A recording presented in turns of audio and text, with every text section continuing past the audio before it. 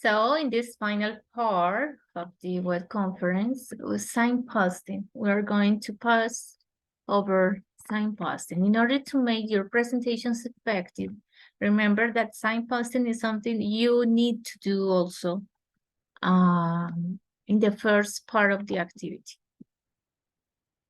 In order to make your presentations effective, motivating, and easy to follow, you can use signpost language. Signpost language is comprised of the words and phrases that people use to express to the listener what has just happened and what is going to happen next in an oral presentation.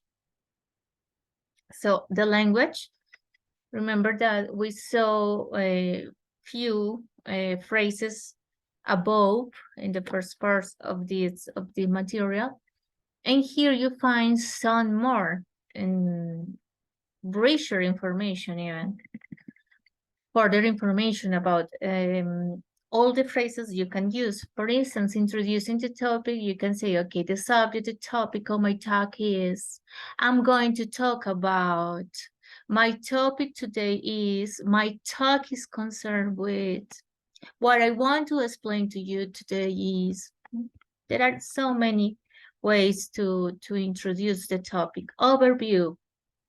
I'm going to divide this talk into 4 parts. There are a number of points I like to make. Basically, briefly, I have 3 things to say. I like to start by.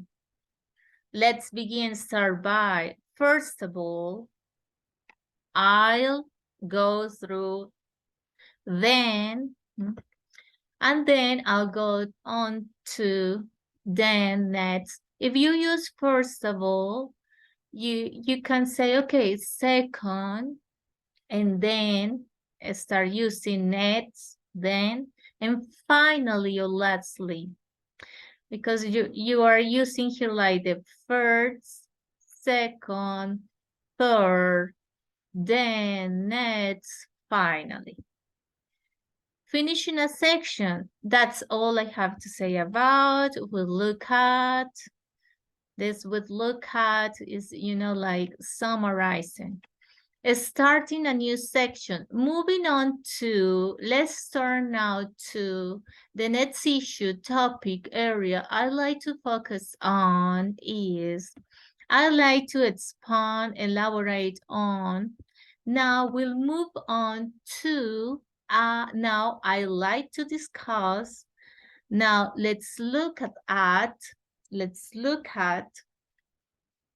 analyzing a point and giving recommendation. Where does that lead us? Let's consider this in more detail. What does this mean for? Translated into real terms, you find so many information here, as you see. Giving example as an illustration to illustrate, for example, to give you an example, summarizing to sum up, summarize, in short, in conclusion, to conclude, finally, let's recap, paraphrasing and clarifying, simply put, in other words, invitation to discuss, ask questions. I'm happy to answer any questions. Does anyone have any questions? Please feel free to ask questions. Any questions? The most common, I use it a lot. Any questions? Composite words. Composite words, some words are composed or identifiable parts, a stem, base form, or root, plus a prefix or a suffix. Let's see how this works. I know we are related to this in Spanish a lot because we know how to from a stem part of a word, look for similar words. So remember that prefix, stem, suffix, unquestionably. Question is the root, is a word, the root of this word, unquestionably. And if the prefix is previous. Is suffixes after. By adding the prefix on to the same questions, we give it a negative meaning. This one is negative. Then by adding the suffix ably, we end up with completely new type of word, an adverb. In the end, the new word composed by a stem, a prefix, and a suffix has a whole new meaning. Recognizing each of the parts that compose words can help you understand their meanings. Before moving on, let's learn a bit more about how to use prefixes and suffixes. A prefix is a letter or group of letters that you can add only at the beginning in the previous part of the stem of a word. Each prefix has a particular meaning associated with it.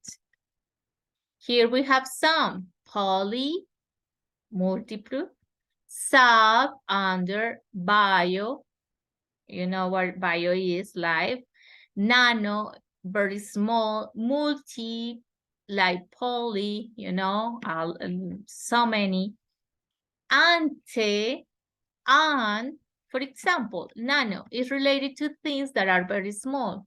Nanotechnology, technology, nano. Prefixes can also be used to form an antonym or negative form of a word. For example, wanted, unwanted, relevant, irrelevant. I'm sorry. A suffix can be a letter or group of letters that you can add after. You can only at the end of a word. Suffixes can change the part of speech type of word from noun to adverb, and also changes their meanings. And only, all, and, ness, ik. Here we have some. Addition, add, addition. Accept, acceptance. Sad, sadness. Move, movement. And these are nouns. Addition, acceptance, sadness, movement. Adjectives.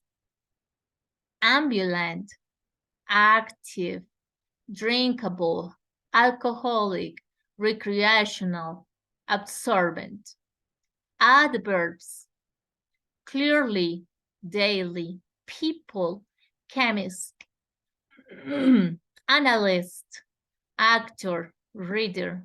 You can find a list of the most common prefixes and suffixes in English and their meanings as a supplement in the glossary of this learning activity. So please go and look for the glossary.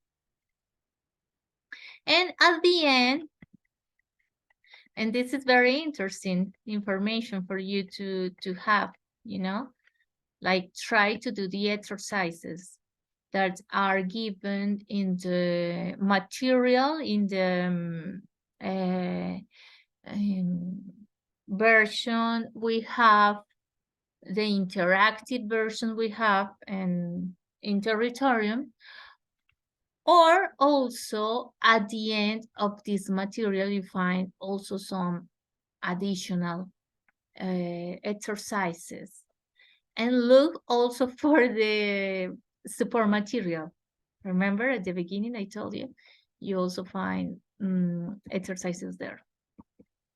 And as at the end of this learning material, you find this vocabulary. So this is for you to read it and study it. And try to use it in the activities we have for this learning activity 4. So please get into it. Here we find contextualization, which are the exercises I just mentioned before. And this is also for you to enjoy a lot. Make it enjoyable. This part, as you saw, you find some readings and then reading comprehension. exercises about vocabulary, the uses of vocabulary, additional practices. Look, for instance, to introduce this subject, if you need to do a oral presentation about this subject, how will you do it?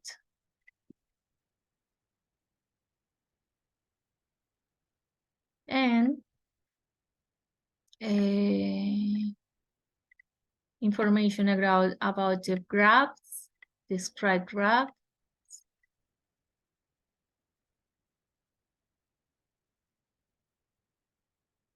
the practices about the words, the final words we use, using prefixes and suffixes. The references you need to add. So yeah, this is a lot for you to really enjoy this learning activity. And I think that's all for today. Thank you for being here. Thank you for being until this point, until the end. And have a wonderful day. See you. Thank you. Bye.